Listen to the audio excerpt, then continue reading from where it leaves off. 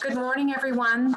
I want to thank you for joining this webinar on the status of women and girls in Minnesota. My name is Gloria Perez, and I'm the president and CEO of the Women's Foundation of Minnesota. And I'm so excited to be with you here today, joined by two leading researchers who I will introduce shortly. I would like for them to share their insights on the report and what it means to the lives of women and girls in the state. This report represents leading research on the status of women and girls in Minnesota.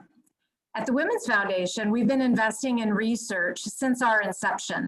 Since 2009, we have partnered with the Center on Women, Gender, and Public Policy here at the Humphrey School to produce this report, which investigates how women and girls are faring in the areas of economics, health, safety, and leadership. This research is inclusive of gender expansive and trans women, representing the full experience of how we define women at the Foundation. As we talk today, we'll share data about how women and girls in the state face added barriers and sometimes opportunities based on the identities they hold. We are interested to hear from you. So to facilitate the presentation, the chat will be disabled, but I invite you to use the question and answer button at the bottom of your screen to submit questions at any time. We'll look for your questions and address them as time allows. This report holds so much more than we're able to discuss today. I hope this presentation offers a chance to learn more about what the experience is really like for women and girls across our state through the areas that we dive into today. This presentation is one of a series of big and small convenings for our Road to Transformation, formerly known as our Road to Equity Tour.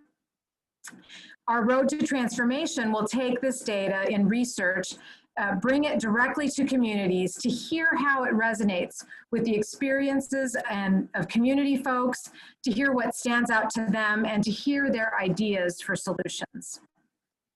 So as I said, we're joined today by Dr. Christina Ewig, the lead researcher on this report and faculty director on the Center of Women, Gender, and Public Policy at the University of Minnesota. Dr. Brittany Lewis is also joining us in this conversation today, and we want her to share her perspective on research and how she puts it to work in community to create solutions. Last year, the Women's Foundation partnered with Dr. Lewis on the Trust Black Women and Girls Town Hall to listen directly to Black women and girls as they share their lived experience around key issues such as housing, education, criminal justice, and health and wellness. She and others have really helped the state and city officials think about how to affect change at the state and local level. Amid this pandemic and the global uprising against racial injustice, we're acutely aware of how a crisis can exacerbate the inequities that have already existed at the root of our systems. We believe that there is power in uncovering the truth in our times. We are in a time of transformation. We are choosing to focus on the actions we can take and the changes we can activate at the systems level and through policies that consider the complexities of women's lives and the lives of girls. Audre Lorde said, "There is no single issue struggle because we do not live single issue lives." When we look at this data, we can feel dispirited by the inequities facing women and girls across our state. However, we can also identify the incredible wisdom and leadership being exercised by women and girls in their communities, despite experiencing the impacts of systems that push them to the margins in economics, health, safety, and leadership. Through the full report, we see something the research has long shown us, that the identities women and girls hold, from their gender to race, to the place where they live, to other realities that are part of their lived experience, greatly impacts their physical and mental health and the safety and access to economic opportunity and leadership. So we come to this work from various perspectives, but we are united in this work by valuing, trusting, and investing in girls together. We're launching this report at a time when we have seen struggle as a city, a state, and certainly as a country as we face this legacy of racial injustice and the way in which our experiences as Minnesotans are far from equal. At times, and in the eyes of this research, it seems like there are really two Minnesotas. One in which we're highly ranked in the measures of economic opportunity and quality of life. And yet we can see that Minnesota's Black, Indigenous, and people of color experience a state that has some of the worst racial inequities in the nation in terms of income, home ownership, and wealth. As we talk about the report today, we'll discuss some of the positive actions we can enact as individuals, institutions, and systems and policy levers to improve some of the disparities that women and girls, particularly Black, Indigenous, and women of color, are experiencing in our state. We'll also see how other identities, including older women, LGBTQ plus people, experience inequities that compromise their health, safety, and access to economic and leadership opportunities. As a state community foundation that invests in women and girls, we believe deeply in the power of community solutions to end racial and gender injustice. Our work is dedicated to transforming our state's systems to create a Minnesota where all women and girls can thrive. And I know Brittany and Christina, you're both invested in this work. So Dr. Lewis and Dr. Ewood, could you tell us a little bit about what brings you to this work? Let's start with you, Dr. Lewis. Thank you so much, Gloria, for the overview and introduction. I'm a community engaged action researcher and thought leader in my community, and I really believe that we must fundamentally believe that the communities that we work with are the experts of their realities. This is particularly important, I think, for low-wealth Black women and women of color, more broadly speaking, I think, whose knowledge of the social, political, and economic world is often deemed unimportant or irrelevant. You know, popular media and elected officials regularly shame and blame low-wealth Black mothers and their families for their experiences with poverty. I believe community engaged action research should value community knowledge and people's lived experiences because I believe they have the answers or the solutions if we listen. The model that I work under and support reflects meaningful collaboration between academics, advocates, policymakers, service providers, and impacted communities. And additionally, it leads to more robust and holistic data, I think more effective policy solutions and stronger community action. I think when we use community engaged research as an ethics and a model, community members are not subjects of research, but they're really co-producers of knowledge. That's really the ethical grounding that bring me to my work. I'm born and raised in the Twin Cities from the North Side. I believe deeply in the community from which I'm from. And I also believe about kind of being a part of the solutions that we seek. Thank you. How about you, Dr. Ewood? Well, I come to this work similar in the ways that Dr. Lewis does as the director of the Center on Women, Gender, and Public Policy at the Humphrey School of Public Affairs. Our mission is to first understand gender inequalities, but also show and demonstrate to students, to researchers, to the general public, how public policy can impact those inequalities. And being from the Humphrey School, within the Humphrey School, really the ethos of the center is about community engagement. And so part of, we do research, teaching, outreach, a number of different things through the center, but when we do research, community engaged research is what we want to be doing. And that's why we've partnered with the Women's Foundation now for almost a decade in this research that focuses on disparities in Minnesota and thinking about Minnesotans from all walks of life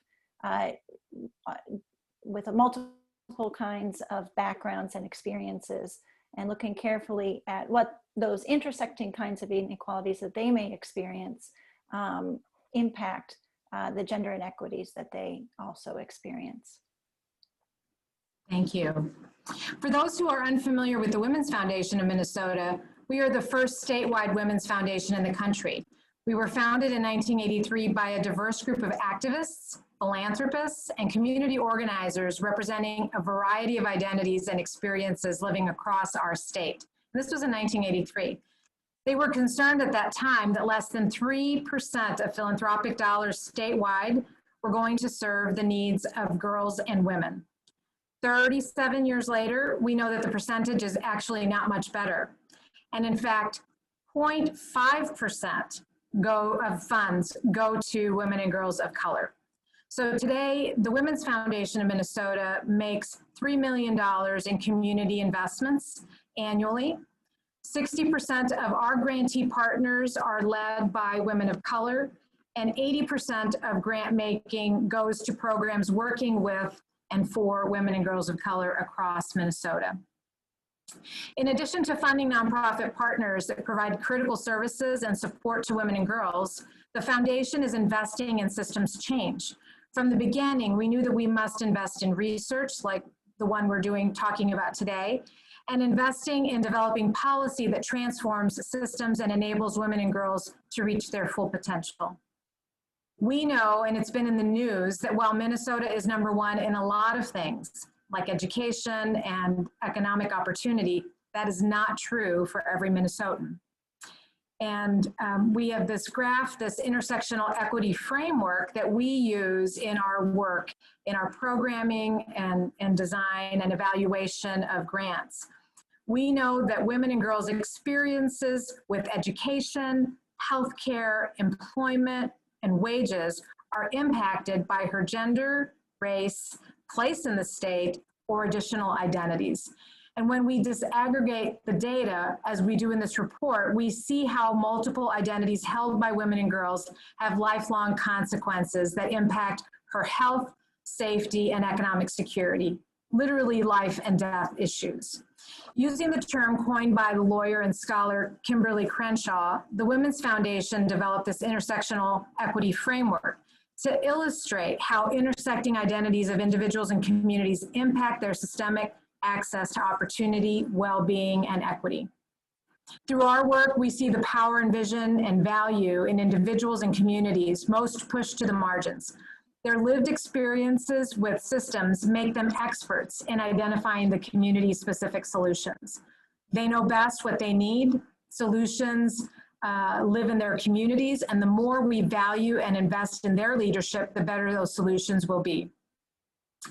So Dr. Lewis, when you participated as chair of the Trust Black Women and Girls Town Hall, was there anything that struck you in the testimony by women and girls speaking to their lived experiences across systems?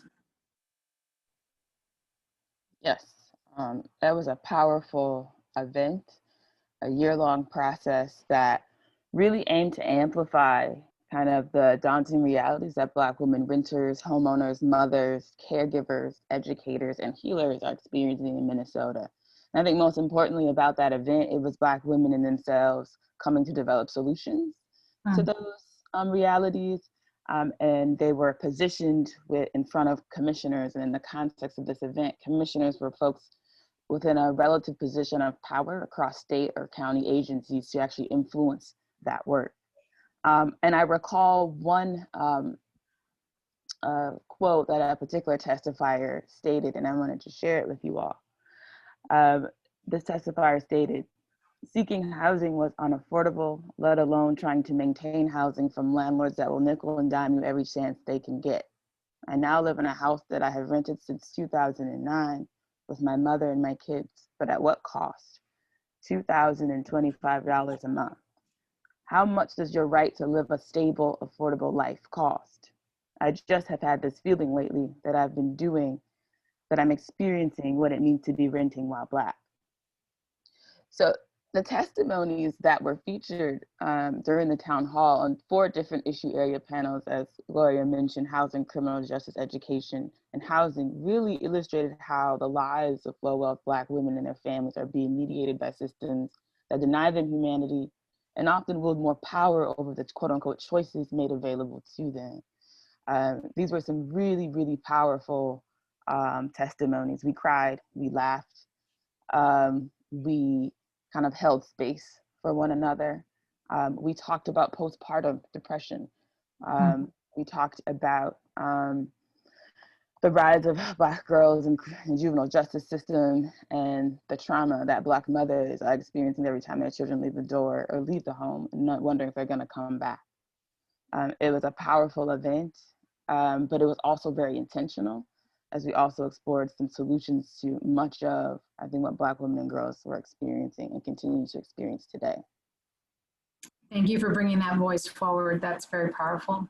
Let's review the first of the 4 research areas that we're going to discuss today. So economics.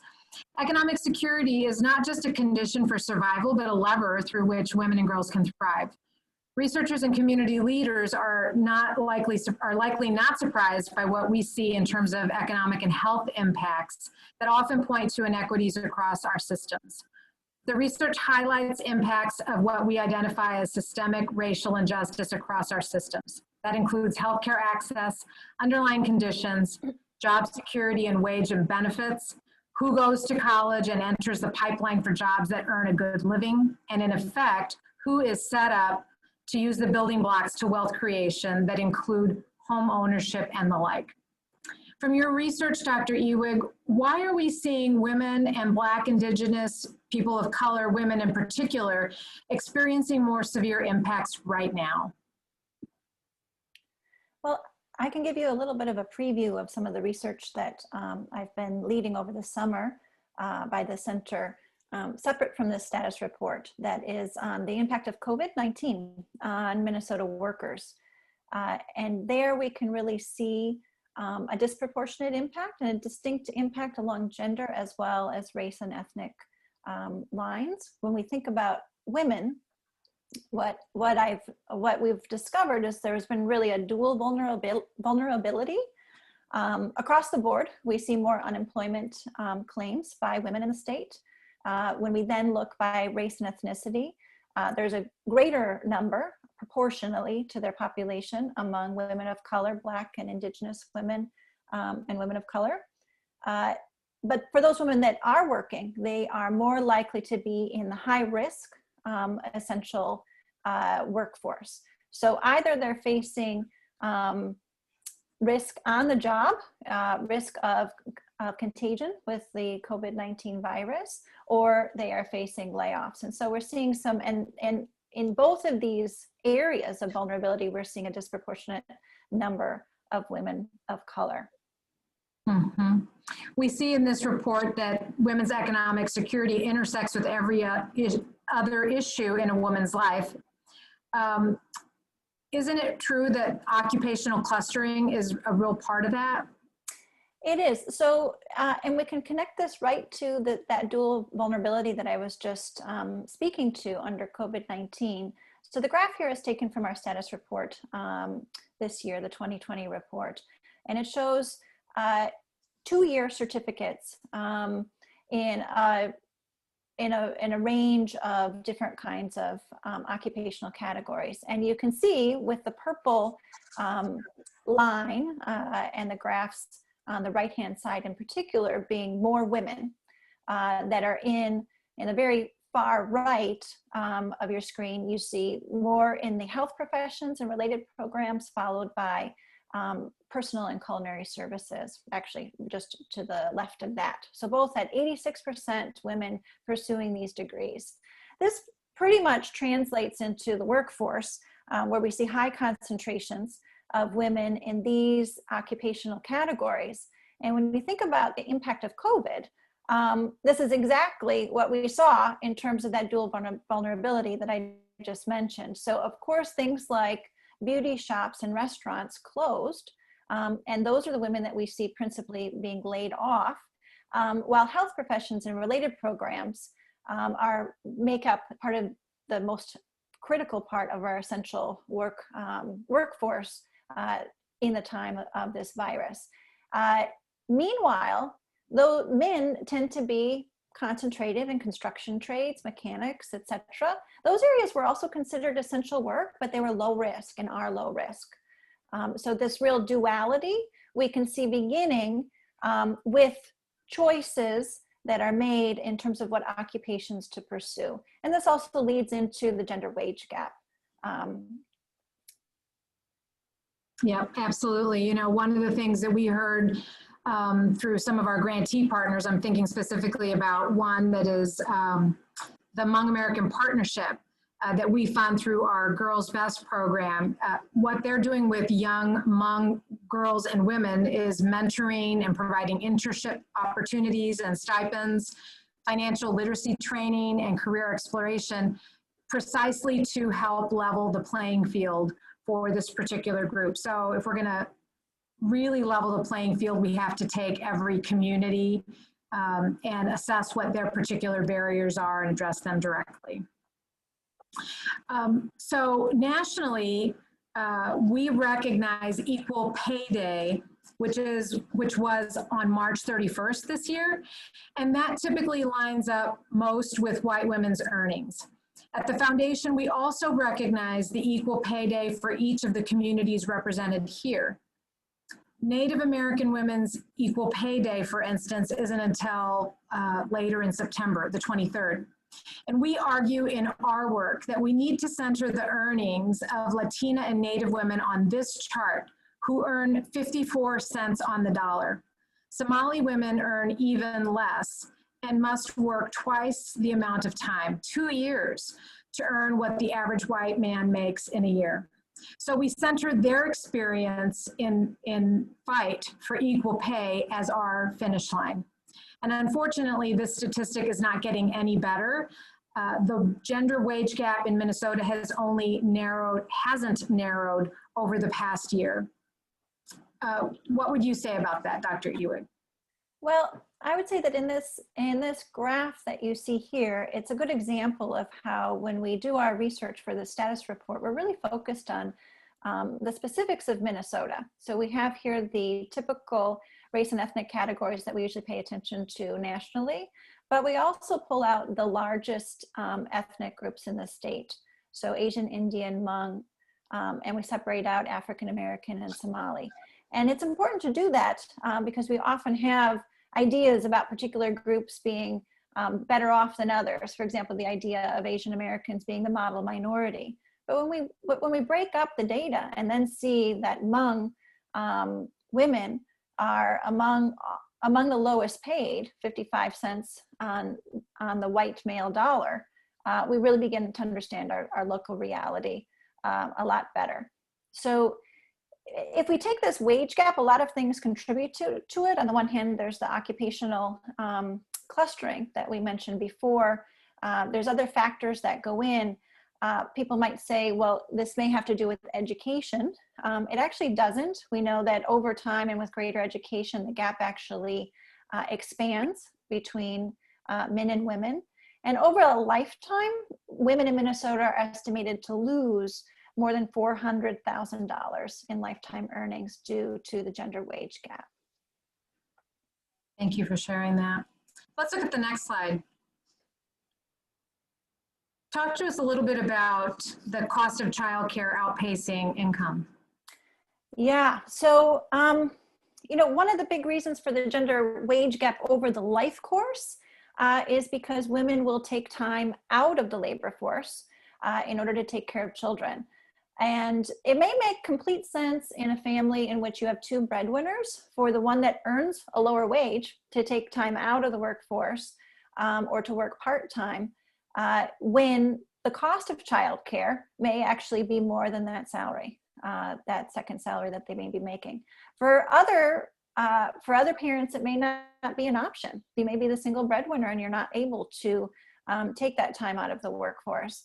And so one of the major issues that we have here in Minnesota is the cost of childcare and how here we've broken down the median income for these major race and ethnic groups.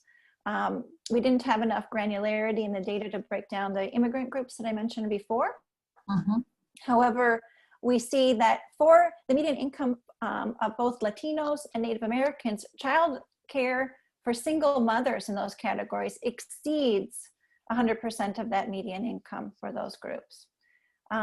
So a large portion of families' income, and especially that of single mother income, is going to childcare. And that is an economic burden on Minnesota working moms and dads. Yes. This is also really brings to light also the need to look at how much these caregivers are earning in terms of the cost and the impact for that. So we definitely have to figure that out. On the next slide, I'd love to talk about the wealth gap. Last year, we saw in our Status of Older Women report that an accumulation of disinvestment in communities results in a compounding of all the various disparities over time. Wealth is more unstable for non-white groups. Wealth overall has been generally stable for white communities over generations across our state, but the same can't be said for communities of color. And so this really points to the systemic causes leading to the lack of intergenerational mobility. Wealth provides advantages like educational opportunities, homeownership in safe neighborhoods, and a financial safety net. These are just some of the components. Dr. Lewis, can you walk us through how some of this is felt in the lives of people you've spoken with? So I want to kind of reiterate these different positions I hold and these reports I've contributed to give you context. So I'm a senior researcher at the Center for Urban and Regional Affairs. And in my capacity there, last year I completed a 2-year study on evictions called The Illusion of Choice. I also am the founder and CEO of Research in Action. And in that capacity, I wrote Minnesota's first report on Black women's economics, which came out in 2015. And in that particular report, national data tells us that Black women retire with an average amount of $100 of wealth, which is compounded by the fact that they are also most likely leading single-headed households with children. But on the ground, like, what does this actually look like? And I feel like with the study that I conducted through my position at Cura at the university, we were able to really get to the heart of the stories of what that looks like for families. So, the ability to build and generate wealth is directly connected to the illusion that we all have access to the same choices, which is just not true. So of the 68 tenants that I interviewed for the Illusion of Choice project, 57% said that the place in which they were evicted in was not their first choice of housing. And 37 said it was their only choice of housing. And I'm going to share some quotes or stories with you to contextualize. So the first interviewee was a Black female, 48 years old, and she said, "Because I was having a hard time finding affordable housing, me and my daughters have been searching for 2 months. It was getting cold out. So I knew I had to get in somewhere. So the first thing that came to me that looked presentable, I accepted. You get put into desperate situations where you have to take a place even if you don't know anything about it." Another woman who's 38 years old stated, "But I agreed to it because I didn't want my kids to be homeless. And I did not know that. Okay, 2 weeks I'll have this, 2 weeks I'll have that. But I was trying to prolong the situation because I didn't want to be homeless." Once you find a roof over your head, that's the first step, right? And in whatever condition or whatever context. But then you're living in a constant state of crisis decision-making. 68% of those we interviewed said they often had to decide between paying rent or fulfilling another financial obligation. A participant stated, "Most of the months living there, for the whole duration I was there, it was always, how am I going to rob Peter to pay Paul? I have $1,300 and $1,000 of it goes to my rent. So what am I going to do with the other $350 between transportation, food, clothing that I need for us, household supplies, personal care, anything like that?" It was just very scarce. Almost 100% of the folks we interviewed said that their inability to maintain housing was connected to factors completely unrelated to housing itself. What does that sound like? A participant who was a 30-year-old Black female stated, "And then basically I lost my job because I and the people I was driving with to clean houses. Well, first our car broke down. We bought a car in February, broke down a month later. I was riding with people. I was riding with my sister. She worked with me. And then after that, I was riding with my friends. And both of them are the same people that left and skipped out on rent. And I didn't have a ride to work anymore. So I had to stop working." Another female, 53 years old, stated, "And the reason I didn't pay rent in July is because of my boyfriend. I'm coming from a battered situation. My boyfriend always beat me up, jumping on me, taking my money because he wants to do other things with the money. But I say, pay the rent and different stuff. So he stole that month's rent, the July rent. But I told the lady I'd pay up next month. and then I'll pay my other month. I can do that. You know what I'm saying? I say that would not be a problem, no issue, nothing like that. You have generations of women forced in the low-wage sector living in geographies where exploitative housing practices are rampant, and networks of poverty often make it challenging to exercise true agency when many other institutions and owners wield more power over fulfilling their direct human needs. Yeah, thank you. Let's talk a little bit about some actions that could be taken. Christina, what are your thoughts? I guess I would say when we think about a lot of the components that are leading just to the economic inequities, of course, you just heard from what Brittany said, there's a lot of things that interconnect here. It's not other issues that we're going to talk about in a little while, safety, health, impact the economic areas. But if we think just about the economic areas, subsidized high quality childcare would be one step of beginning to even the playing field for working women in Minnesota who have children.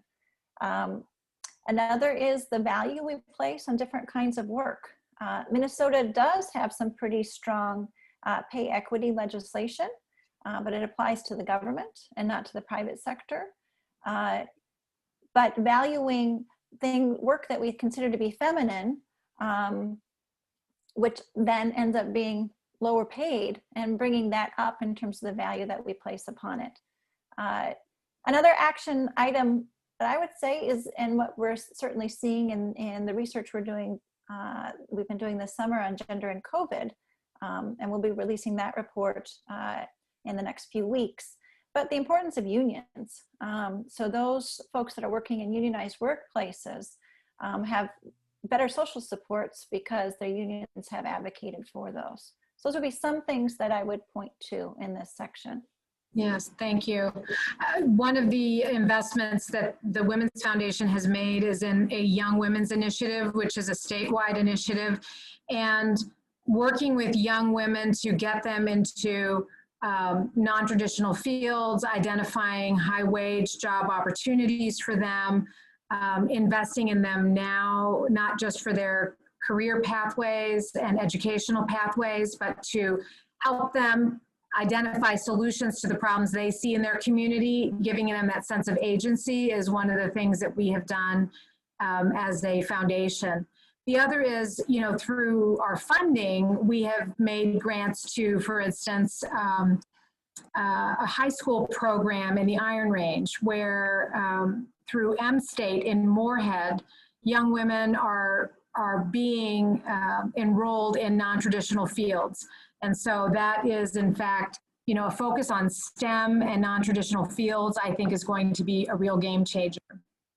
Another group that we fund, as an example, would be McGizzy Communications, which is here in Minneapolis on Lake Street. And they're advancing education, leadership, and youth development for American Indians in the community through their media and green jobs pathways programs. And so those are just a couple of solutions that I would point to. So let's go on to health and talk about how that is another critical lever. Dr. Ewood? Sure. I think in the current context, the importance of health and existing disparities in health has become more clear to all of us. We have seen a higher death rate to COVID-19 among those that have pre-existing kinds of conditions. And it is more people of color that are succumbing to COVID-19, to death from COVID-19. And it's because of a lot of the background health issues caused by historical trauma, the stress of the economic situation that we've just covered, as well as access to health care. And racism within the healthcare system itself, I would add. So the status report that we are launching today actually covers a lot of these pre-existing disparities that then, when we began to see the COVID-19 numbers come out in the media, did not come as a surprise to me once we knew that linkage between pre-existing conditions.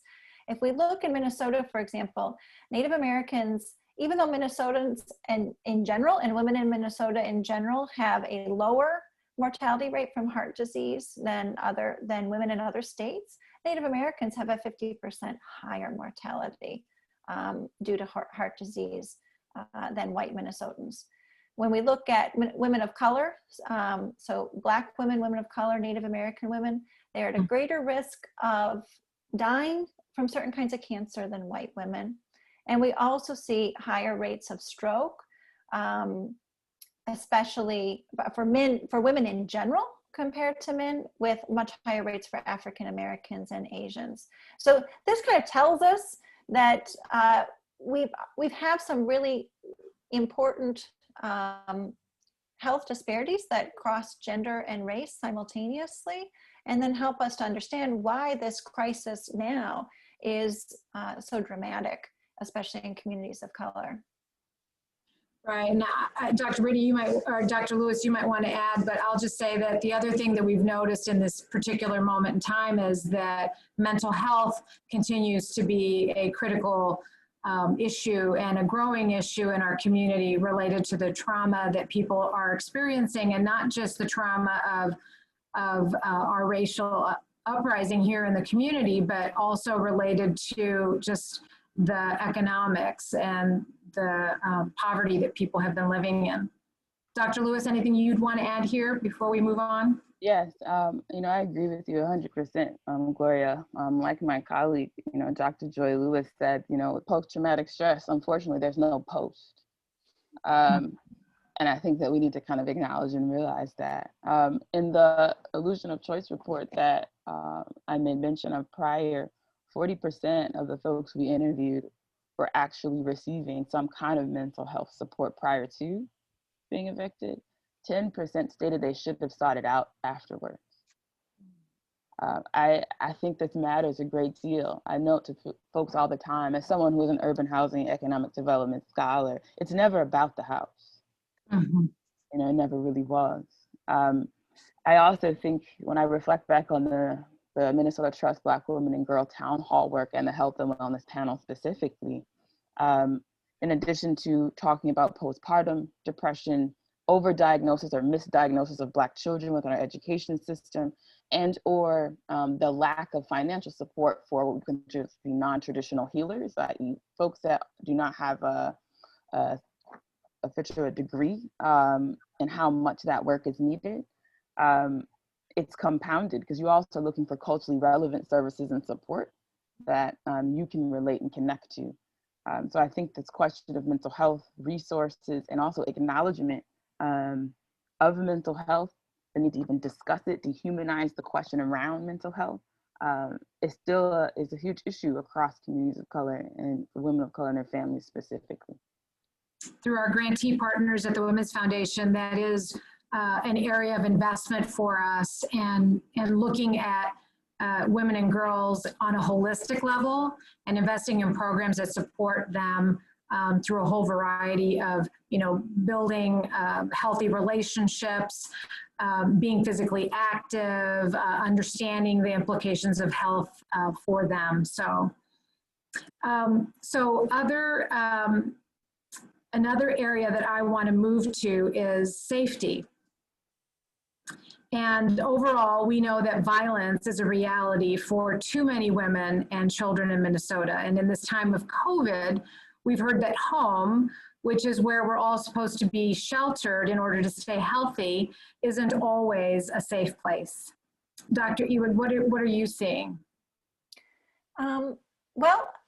The center is supporting some research being conducted in the School of Public Health and School of Social Work here at the U by Ruby Nguyen and Lynette Renner.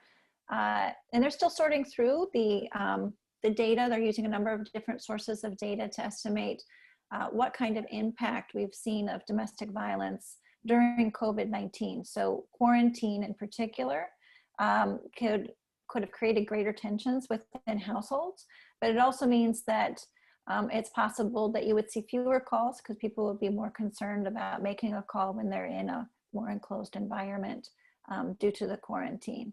So they're still sorting through that data to really get a good handle on it within the Minnesota context.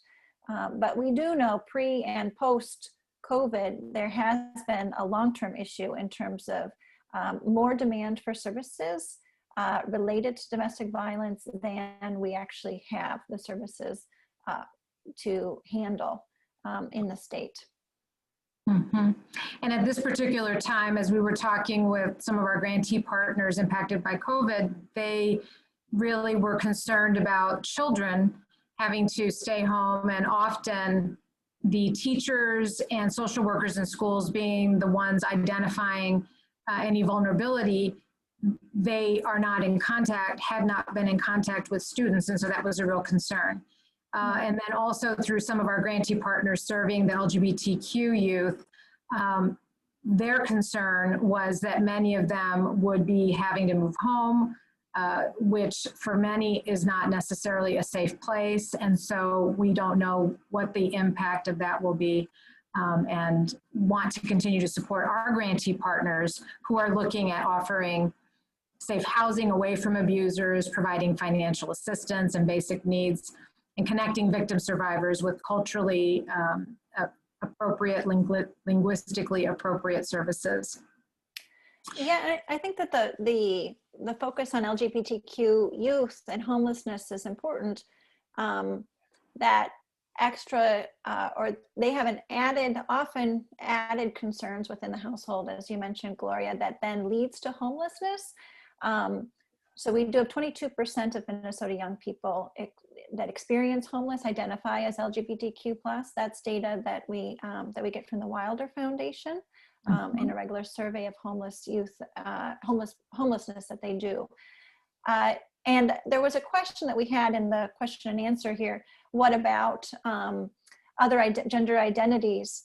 And so this is one way, to the extent that we can, we bring in whatever data that we can find into the report about LGBTQ plus identified individuals. For example, in the wage gap, we see lesbian households, same-sex women households, women-headed households having a lower overall household income. You can just think about that gender wage gap being brought down by two lower wage gap, lower earners in the household. But we can't always get this data, especially, for example, for trans individuals, in the statistical kind of data. That's where we really need to go to some more qualitative sources to really understand experiences of a broader range of Minnesotans. But this is one piece of data that we are able to provide. Thank you. On our next slide, we really wanted to dig a little deeper in this year's report into the realities of violence Native communities are facing with gender-based violence and suicide. What can you tell us here, Dr. Ewig? This was in addition to this year's report, and I was really pleased to be able to add it. The Sovereign Bodies Institute, which is a nonprofit that seeks to collect data across the country, was kind enough to work with us in providing more data, especially on missing and murdered Indigenous women. Their data shows that there are 119 cases of missing and murdered Indigenous women and girls in Minnesota since the year 1990, but 90% of these have been since the year 2000 or later. I'd also like to bring into this a mention that links up with Dr. Lewis's point about the importance of mental health. We also find in the health section of this report an extremely high rate of suicide among Native girls in 9th, 10th, and 11th grade, almost 25% who have attempted suicide, which far outpaces any other group in those grades. So attention to violence and also the health and mental well-being of Native women is a really key and a key component of this report, but one that really demands a call to action. Mm-hmm. And sometimes the first step is really just shedding light on the problem to bring it out of the shadows. And I know that through our policy advocacy work, the foundation did support the creation of the Native-led Missing and Murdered Indigenous Women's Task Force happening at the state level. And and investing in community-led programs and initiatives for community healing and wellness. We are really grateful to the Native communities for really bringing this to light across our state so that we can tackle the issue. Dr. Lewis, any other opportunities that you would identify here, actions that we could take as individuals or institutionally? You know, something that kind of popped in my mind just from many of the interviews that I've done, that, you know, I would love to learn more about what is or isn't happening. You know, a number of the folks I interviewed shared stories of domestic violence, but then also would share their treatment in local domestic violence shelters. You know, these are women of color saying that they do not either feel welcome or supported in what appear to be predominantly white spaces. And what does that lead to? I did a number of interviews in this project in people's actual cars, because that is where they are choosing to live as an act of resistance for multiple reasons. One, because in Hennepin County in particular, there's a self-pay policy in our shelters, which requires folks to pay to stay. I'm actually working with the county and People Serving People right now to reimagine that policy as a result of this research.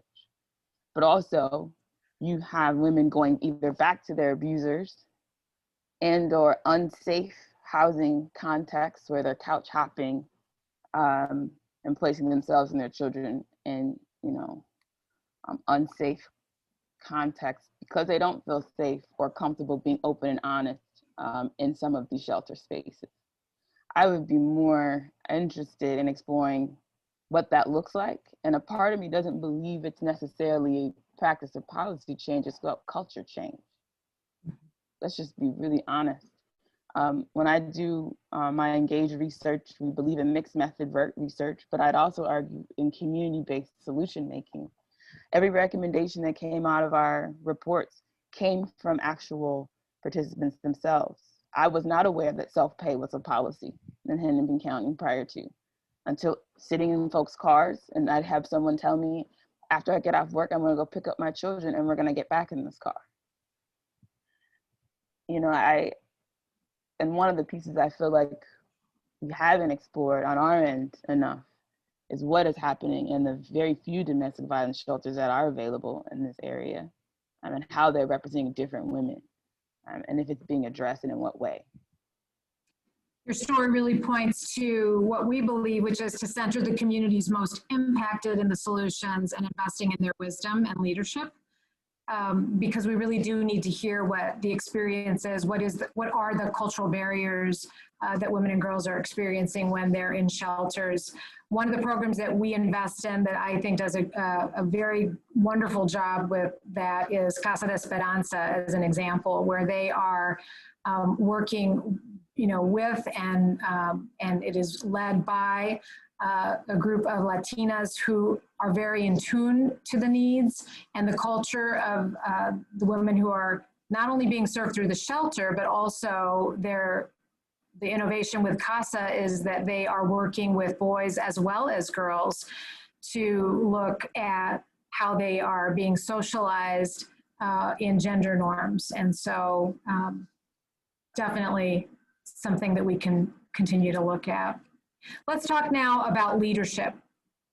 And when we look in the area of leadership in this report, this is actually an area where we do see some progress and definite areas where we can improve, especially as we think about how institutions help move the needle and create a stronger workforce for the future.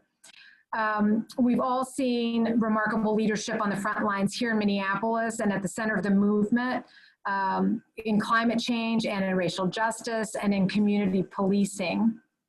And certainly this year, with the first Black Asian woman being nominated for vice president and having the highest ranking Native American woman elected to executive office in the United States, we've got Peggy Flanagan, our lieutenant governor, who is an enthusiastic co-chair in this young women's initiative that I was talking about. So we have some real progress that we've seen building on the 2018 midterm elections, where we saw Black, Indigenous, and women of color running for elected elected office, some for the first time and winning. Yet what does the research tell us, Dr. Ewing? Well, the last election, the November 18th election, was great, right? We saw a lot of firsts. We saw a lot more, we have the highest number of women of color, in fact, people of color in the Congress, in the state legislature. And so this is good news. What this graphic shows us is that there's still quite a way to go. Here you have different colors for different groups, from Native American women, Latina, Hmong, and African American women in the Minnesota legislature. This is based upon data from the legislature itself, and they break out Hmong as a category. But if we know that 20% of the state is Black, Indigenous, or people of color, about 10% are then women that are Black, Indigenous, or people of color, and we're hitting almost 6%. So we're not there yet in terms of actual proportionality of representation. And in fact, if we look at just women in general, not women of color in particular, we've seen at the level of the state and representation in the state legislature, that number actually dropped in 2018 in terms of the overall number of women legislators, even though we had the good news of more women of color. And this is an important area, right, for if we want to see more women in national office, the state is the training ground for moving up to those other positions. So that's worrying that we've seen a decline. What do we see about corporate leadership? Corporate leadership, you can see here a very slow trend of increase. And the problem here is that at the current rate, it will take 52 years to reach gender parity of women in executive positions and on boards of directors of major corporations. So we're hitting at about 21% in 2018 in terms of executives that are women. Where the numbers of women of color in these positions are too small. We tried to work with those to really give you any kind of meaningful data, meaning it kind of goes up and down like a seesaw without a clear trend. But overall, I think the take-home message here is in corporate America, there's also a lot more to be done, and we need to speed up this the grade and incline that we see in this graph.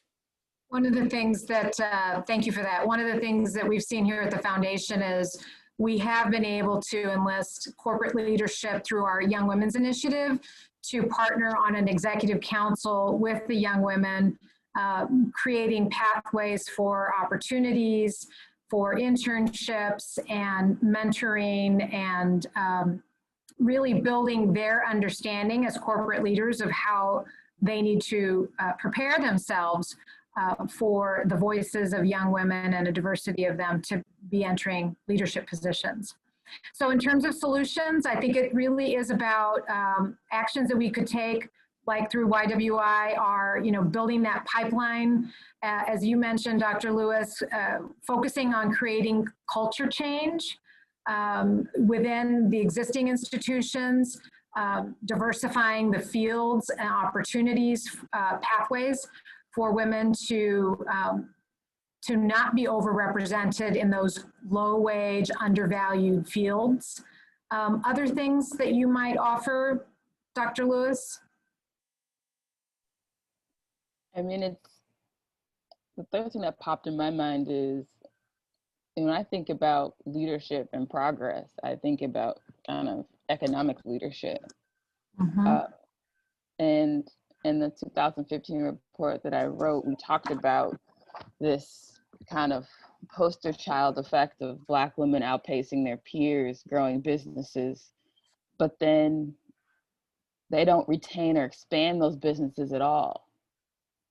I use the frame poster child because they were on the cover of this American Express Open report, which is aiming to presumably praise Black women for their ability to think differently. Well, let's just be honest. They're thinking differently because they have to. Mm-hmm. And also they're starting businesses with like 2 or 3 other jobs. right? So I really was frustrated by some of the narrative framing around that. In the report, we really pulled back the onion. It is much deeper than that. And instead of paying attention to why Black women are starting so many businesses and actually having the state contribute to helping to break generational poverty by ensuring that Black women get more access to procurement contracts at the state level or the county level, because if you look at that data, you'll see that that's rarely happening. But we feel comfortable putting a Black face on something that makes us feel good. I feel like pulling back the onion, which I appreciate about this report, how we disaggregate data, was one of the biggest recommendations we made in that 2015 report. You know, the report starts by highlighting that at the height of the kind of unemployment crisis, I think it was in 2010 we looked at, well, actually, you know, Black women compared to Black men were unemployed even more. But if you have this unemployment debate, it has this binary gendered conversation between white and Black and men. And that just wasn't true. So I think in form of leadership, I think about Black economic leadership, because I'd argue that that has been the bedrock of our community. We once had thriving businesses, business districts in this country. Leadership, I'd argue, had been with cultivating businesses, supporting your community through that framework, and that has been decimated. I'm really happy to see the number of Black women running and winning, but I'm also paying close attention to what our daily needs are and what leadership looks like in community every day, where some of the work that policymakers make might never trickle down to us or touch us, or we might never really directly feel it, but that local merchant, that local business owner that gives you that opportunity, that has a way, I think, to build leadership of young people in ways that other forms of policy change might not trickle down to us in the same direct impact. So I'd love for us to think more deeply about supporting women of color businesses and thinking more about procurement and state contracts. Thank you. So what can we do at the Women's Foundation? One of the things that we believe is that equity in design results in equity in outcomes. And we know that we can make changes on individual levels. And one of the ways to do that is through our own spheres of influence, if you will. We can speak up when we don't see representation in the rooms where decisions are being made. We can speak up when we hear talk that harms or minimizes women and girls or people of different races, abilities, and identities. We can demand that we listen to folks who are representing the varied identities in solutions affecting their communities. You know, at the institutional level, we've covered a lot of what might be done. I know that we're running on short time here, so I want to thank you, Dr. Ewig. Thank you, Dr. Lewis, for sharing your insights with us. I want to thank all of you for joining us. We tried to embed in some of our responses to your questions, but hopefully this will be the beginning of a conversation. We will continue to share this data. We will continue to listen around the state to make sure that women and communities who are identifying problems can also be part of shaping the solution. So just want to in close say thank you both. Any final words, Dr. Ewig, Dr. Lewis? I guess I would say as we move forward and think about a brighter future, this particular context is an urgent context.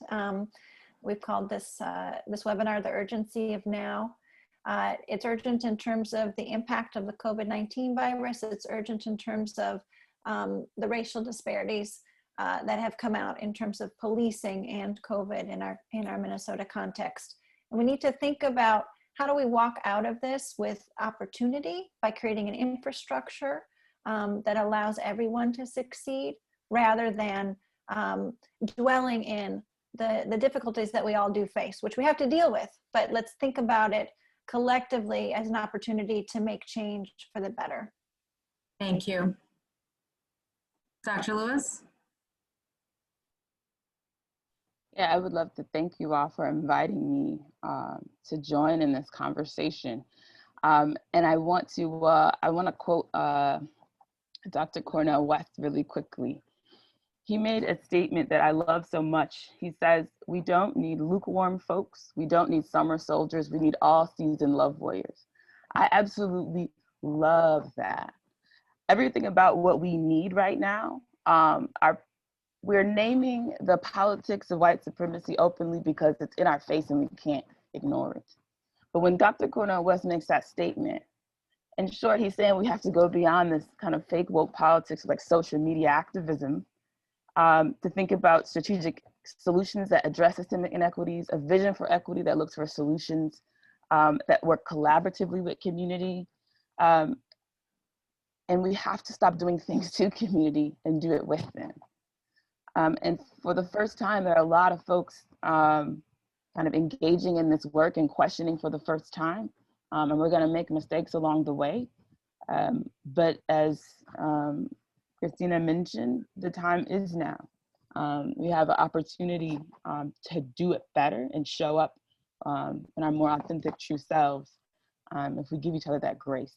So thank you so much for inviting me here to be a part of the conversation. Thank you. We will get through this together. And thank you all, our virtual community. Have a wonderful rest of the day. Bye-bye.